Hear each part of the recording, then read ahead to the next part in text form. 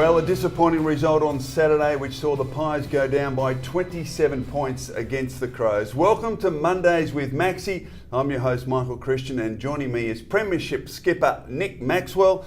Maxy, a disappointing result. What was your take on the game? Oh, look, I always thought it was going to be tough going into the game, looking at the Crows' seasoned midfield against our younger midfield. Obviously, Greenwood is out. Sidebottom we lost on the weekend, so he's going to be out for a while. So looking at the Adelaide team, I mean, they've got Jacobs, Dangerfield, Sloan, Van Berlo, Douglas, all very experienced players. Looking at the Collingwood side, yes, we have Pendlebury and Swan, but then you've got Grundy and Crisp, Broomhead, even Marley Williams and Jamie Elliott in the last quarter were going through the middle. So I think just the work rate, our midfield just has to learn how to actually run with these more seasoned players. So as you see here, just too much time. They're just feeding the ball around everywhere.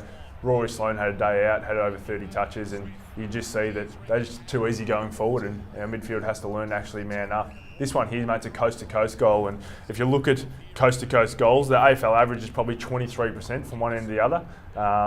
And look at Collingwood, it was 50% on the weekend for Adelaide against us. So Eddie Betts here kicking the goal to Taylor Walker, just getting out the back. So you don't want those ones, and they're real heartbreakers for the side. That's the thing. I mean, there was no real stop in play. We weren't able to really man players up and make them even go back beyond the mark. Adelaide were very good at moving the ball really quickly. They were, and that was obviously a key for them. They wanted to make sure they got off the mark really quick, cut those angles so they get little short 45s and play on wherever they could. So I think also when you look at the clearances, we really were beating in the clearances. So not only uncontested possession around the ground, but with clearances, as I said, those guys are more experienced than the Collingwood guys. They cleared at 52%, whereas we only cleared at 33%, and obviously the rest were break even. So it's a real domination by the Adelaide Crows. And the other thing we see is off half back, there was a tactic they used where one of their forwards or midfielders would start every centre bounce off the back of the square and charge through, and that guy really got involved in the play quite a lot, which was tough for our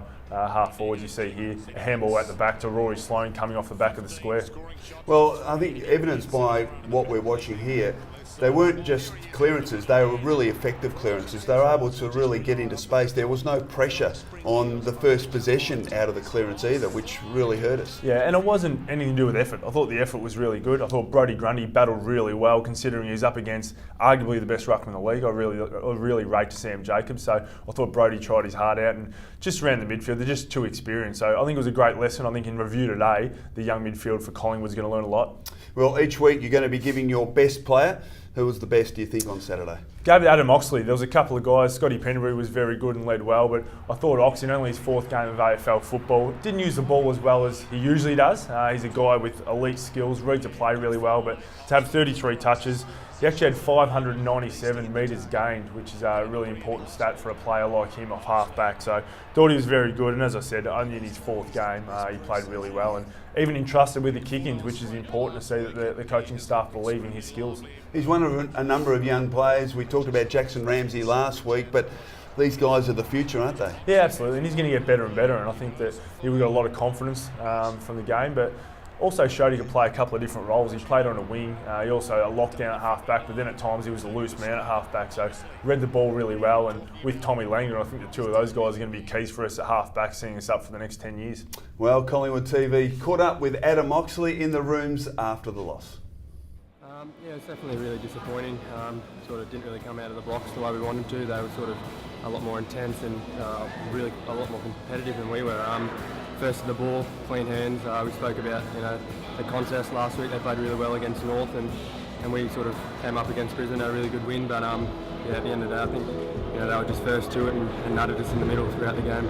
Yeah, obviously pride myself on my skills, so I sort of talk about that 80-metre player where you can run and carry and those long penetrating kicks and obviously hitting the target and getting on the end of a few handballs if you're out the back and then setting up the play from the back there. So just, yeah, in amongst that wave where we can run forward and create some opportunities up front for the forwards.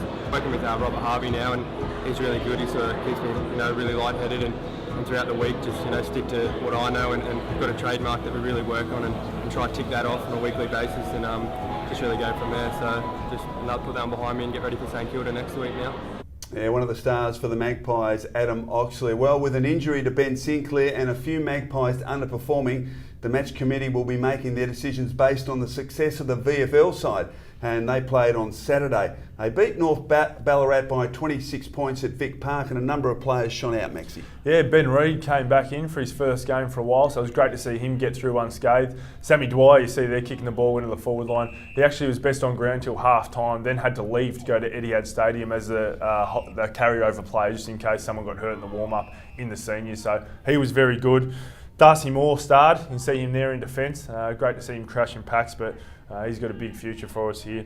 And Matthew Goodyear and Jordan De Goey were also very good. So I think there's plenty there for the club to look at. Also, guys can play multiple positions, which is really important. Well, not only do our viewers get your expert comments, mate, but they've also got some great giveaways, some great discounts at the Collingwood shop. Absolutely, yeah. We thought that we just got to give more to the supporters out there. We want to do what we can. So every week we're going to have a special deal, a 24-hour deal of the week. You can see there the youth hoodies were $60, $30 for the next 24 hours, and the ladies' retro hoodie, $115, heavily discounted for the next 24 hours. So you can get on to shop.collingwoodfc.com.au, pick up a great deal, Yes. and then we'll have another one for you next week. And hopefully we'll be back talking about the big win against St Kilda. That's the plan, mate. Bye for now.